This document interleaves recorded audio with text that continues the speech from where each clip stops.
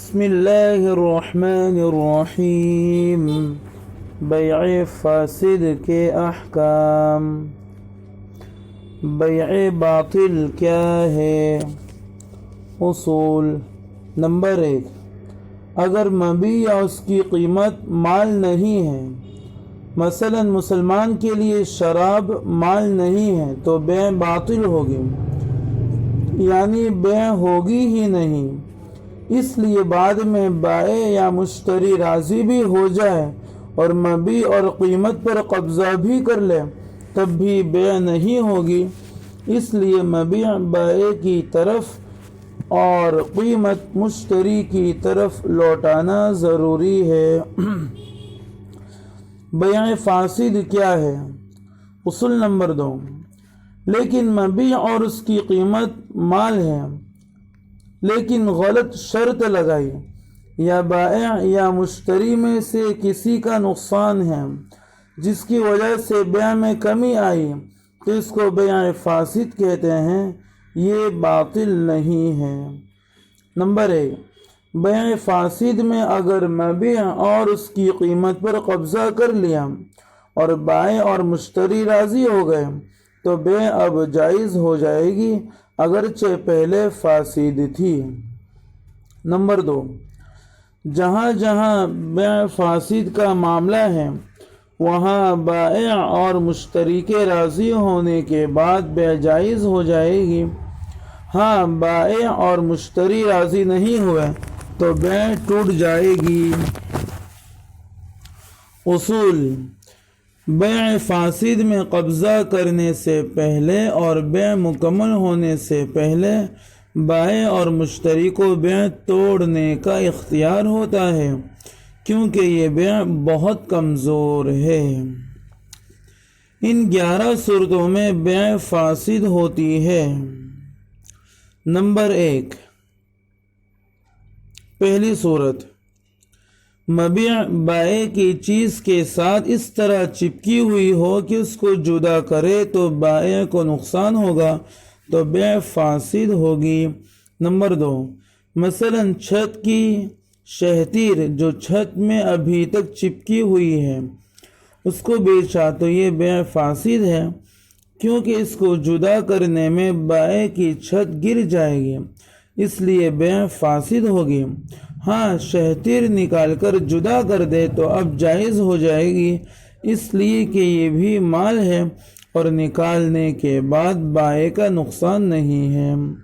Number 3، دوسری صورت، اگر مبیع مجہول ہو تو بیع فاسد ہوگی۔ نمبر 4، مثلا یہ کہا کہ ایک مرتبہ ندی میں جال پھینکنے سے جتنی مچھلی آئے گی اس کو 1 درہم میں خریدتا ہوں تو یہ بیع فاسد ہوگی،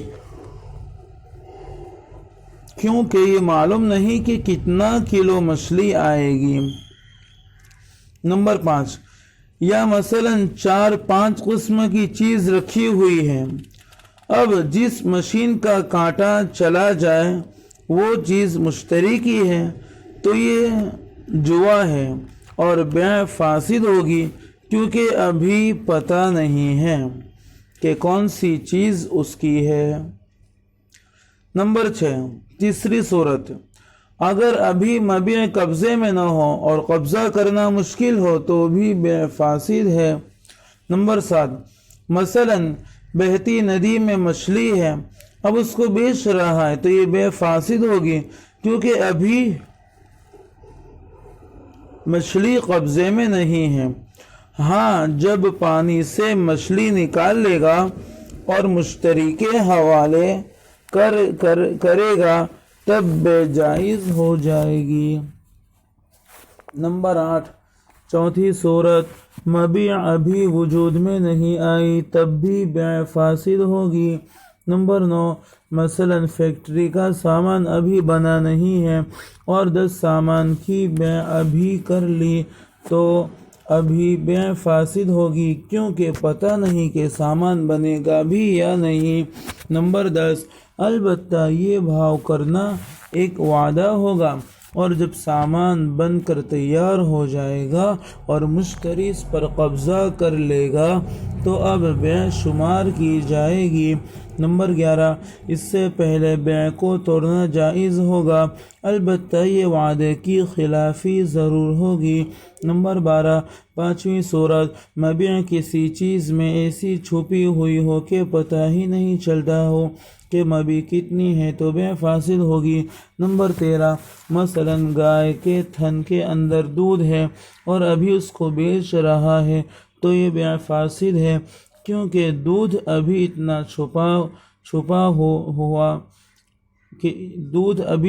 چھپا ہو کہ پتہ ہی نہیں چل رہا ہے کہ تھن میں دودھ کتنا ہے، اس لیے بیع فاسد ہوگی۔ ہاں، نکال کر سامنے رکھ دے گا تو اب بیع جائز ہوگی۔ نمبر 14، چھٹی صورت، بائع ایسی شرط لگا دے کہ مشتری کا اختیار ختم ہو جائے تب بھی بیع فاسد ہے۔ نمبر 15، مثلا ہندو گائے بیچے اور یہ شرط لگا دے کہ اس کو قربانی مت کرنا تو بیع فاسد ہوگی، لیکن پھر بھی خرید لیا اور قبضہ کر لیا تو بیع جائز ہو جائے گی، اور چونکہ اس کی چیز ہو گئی اس لیے اس کو قربانی کر سکتا ہے، البتہ وعدہ خلافی ہوگی۔ نمبر 16، ساتویں صورت، ایسی شرط لگائے جس میں بائع کا فائدہ ہو اور مشتری کا نقصان ہو تو بیع فاسد ہوگی۔ نمبر 17، مثلا گھر بیچا اس شرط پر کہ 1 ماہ بائع کو رہنے دے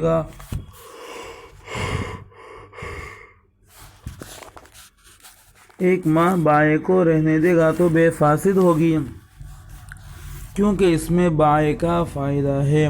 البتہ گھر بیچ دے اور بعد میں مشتری اپنی مرضی سے گھر میں رہنے دے تو کوئی حرج نہیں۔ نمبر 18، یا گھر بیچا اس شرط پر کہ 1 ماہ کے بعد گھر حوالے کروں گا تو یہ بھی فاسد ہے، کیونکہ اس میں بائع کا فائدہ ہے۔ تاہم اس شرط پر گھر خرید لیا اور مہینے بعد گھر پر قبضہ کر لیا تو اب بیع ہو جائے گی۔ نمبر 19، برطانیہ میں گھر خریدنے کی بات آج ہوتی ہے، لیکن آفس کی کارروائی کرتے کرتے 3 ماہ نکل جاتے ہیں تو یہ بیع جائز ہے، کیونکہ اس میں 3 ماہ کی شرط نہیں ہے بلکہ آفس کی مجبوری کی وجہ سے تاخیر ہوتی ہے۔ نمبر 20، آٹھویں صورت، یہ ایسی شرط لگائی جس میں مشتری کا فائدہ ہو تو بیع فاسد ہوگی۔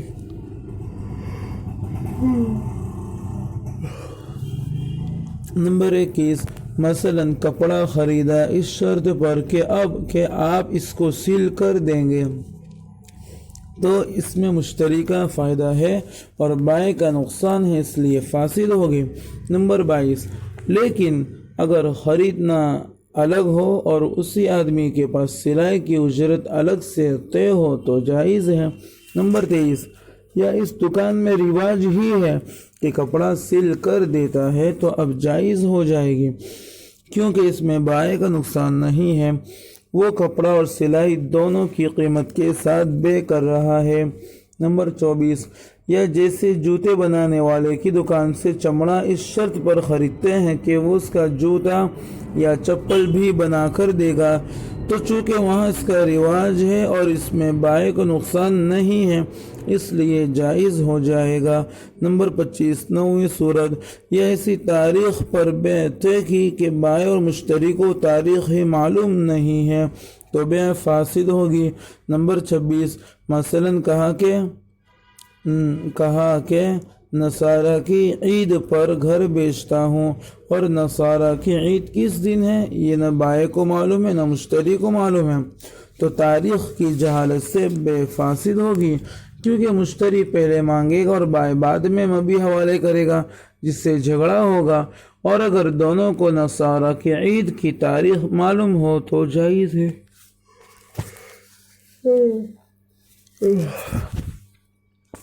نمبر 27، تاہم اگر بیع کر ہی لیا اور دونوں میں جھگڑا نہیں ہو اور مبیع پر قبضہ کر لیا تو اب بیع جائز ہو جائے گی۔ نمبر 28 10ویں صورت، دکاندار کے پاس مشین ابھی دکان میں نہیں ہے، فیکٹری سے لے کر دے گا تو ابھی اس کی بے کرنا بے فاسد ہے، کیونکہ چیز ہی اس کے پاس نہیں ہے تو بیچے گا کیا؟ لیکن اگر ایسا کیا تو صرف بے کا وعدہ ہوگا، بے نہیں ہوگی۔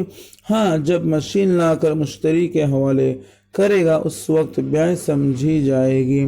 نمبر 29 11ویں صورت، دوسرے کے مال کو اس کی اجازت کے بغیر بیچ دیا تو یہ بھی بے فاسد ہے، کیونکہ اس کا مال نہیں ہے۔